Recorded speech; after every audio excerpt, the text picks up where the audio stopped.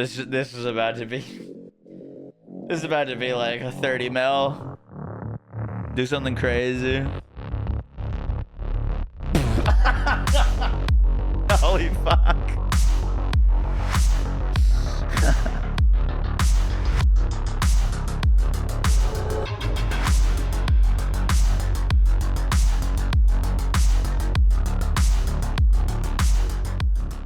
Yo guys, what is up? Max on our first Descendant video, and today we're going over what seems to be the strongest build in the first Descendant right now. There is just been kind of a fun chase for getting the fastest Devour kills in hard mode. People putting up 30-second kills, people putting up 10-second kills. Well, it has now officially been achieved, a hard mode Devour one-shot using Gley. Using a pretty crazy setup.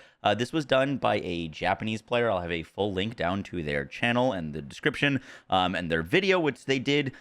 They didn't make a build video talking about what they're using or kind of explaining their terminology and their setup. So the point of this video is I kind of want to break down and showcase what they're using and try to do my best to explain it so that you can go out and go farm it. I've been trying to farm for the setup myself, but I wanted to make this video first, explaining it and showcasing it because I've been getting a lot of questions about this particular build. So I hope you guys enjoy the video. Let's get right into it. The first thing we need to talk about is their weapon of choice, which I kind of want to break down real quick. So the weapon they're using is the Piercing Light unique sniper rifle. Now, the reason they're doing that is because the Piercing Light has the highest base damage of the legendary sniper rifles. So if we take a look at the Afterglow sniper rifle, for example, which I think is going to be a better sniper rifle than the Piercing Light for consistent, like if you're shooting like 10 rounds, I think the Afterglow will probably win out over Piercing Light. But for just one shot, Piercing Light achieves higher damage. If we go into the actual the details of this sniper rifle, let me move my camera real quick. But you can see that the base damage of the Afterglow is 240. It gets a 2x multiplier on crit damages and a 1.8x weak point multiplier on hitting weak points, which is really nice. All of these things are fantastic. And its unique ability works against bosses where you're stacking up more weak point damage and crit rate. So fantastic sniper rifle. However, remember, 240 base damage. The Piercing Light, if we go into it, 404 base damage, and it has an inherent 2 times weak point multiplier. Its crit damage multiplier is a bit less, but if you are comparing these two weapons, obviously these stats are at level 1, but if you're comparing these two weapons and you're hitting a crit weak point, the Piercing Light will do a higher damage amount than the Afterglow. So I think that's why they're picking the Piercing Light. The unique ability of the Piercing Light requires you to hit multiple targets, so it's just not factoring in here. But on a one-shot basis, on a crit weak point, the Piercing Light will simply do more damage than the Afterglow, and they're trying to one-shot bosses, so that is why it is the sniper rifle of choice.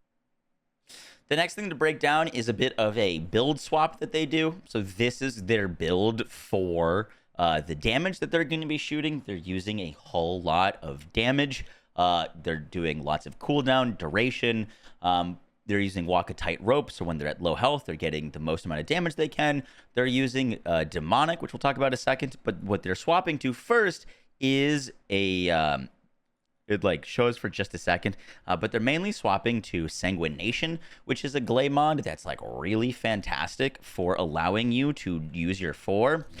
If we go to our modules here, let me take off some just to have, but if we put on Massive Sanguination, a lot of people are using Blood and Iron. Blood and Iron allows you, whenever you are critting, to build up life orbs. Those life orbs allow you to activate your 4. However, that's kind of just inefficient because Massive Sanguination allows you to just insta be able to generate 3 orbs, which is exactly the amount that you need to use your 4.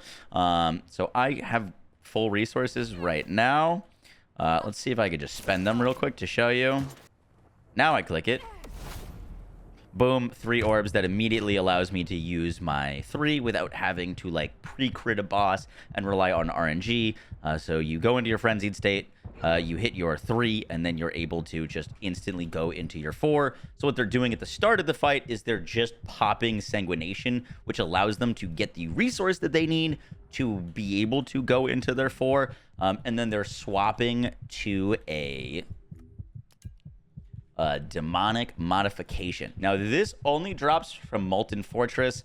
This mod reads that you have a unique or you have a fixed fire rate, basically, which means that it only works well for really slow firing weapons, for example, sniper rifles, but your bullets deal additional damage proportional to your HP consumed, and your attacking weak points increases your chance of HP recovery.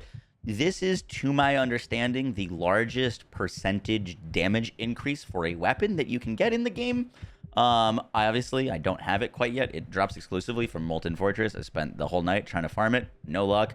But you're basically popping this to give a ginormous increase to your damage on Gley through her 4, which is Massacre, which already you're getting a damage bonus on Gley just by playing her. While you're in your frenzied state, you're getting an attack increase, you're getting penetration, but the 4 also takes the properties of your weapon and adds a skill multiplier to them and increase skill damage based on your amount of HP that you've lost. So we're getting a massive multiplier on our weapon, on the highest damage sniper rifle, with a ridiculous damage multiplier, with scaling with our skill damage and demonic modification for another multiplier.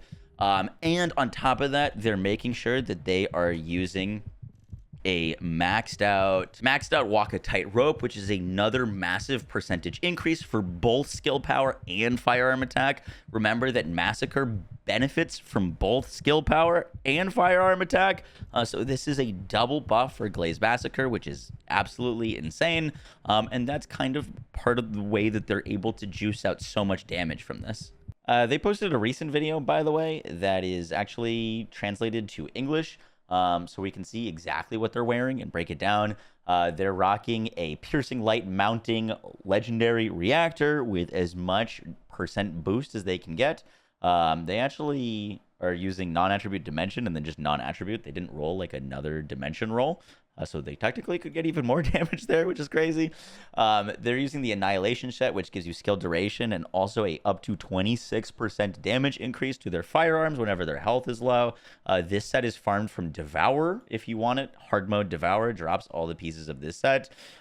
Their Wave of Light, the way that they're modding it, is for a lot of weak point, particularly with weak point expansion. But they also are going to go for a crit, obviously, like if they're doing basically a mod on every single slot, they're able to go for as much damage as possible. I'd recommend, if you're trying to set this up, to go for weak point first and then go for crit second. Apparently demonic modification actually hurts your crit chance, so building crit is obviously a big damage increase if you can crit, but you're going to be critting less consistently with it. So that is the piercing light build. And then for their actual damage, this is a different setup than they were using in the original video.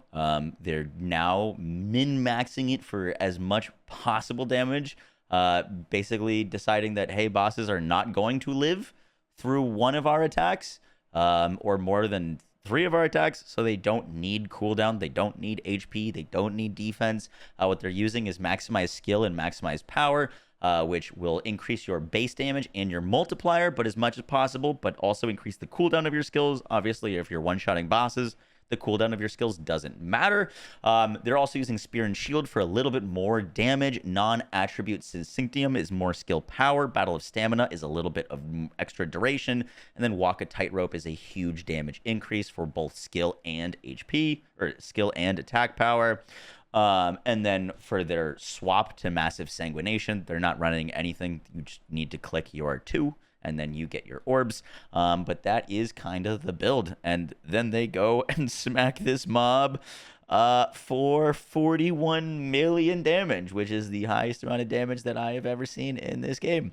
So yeah, absolutely huge credit to this player. I don't know how to pronounce their name, but I will have a link down to their channel. If you would please go drop them a sub, drop a like on the videos. absolutely crazy discovery, and I will be trying to farm up all the pieces of the gear so I can recreate this for myself, because this looks really fun. But yeah, guys, I hope you enjoyed the video. We'll catch you on the next one. Take care. Peace.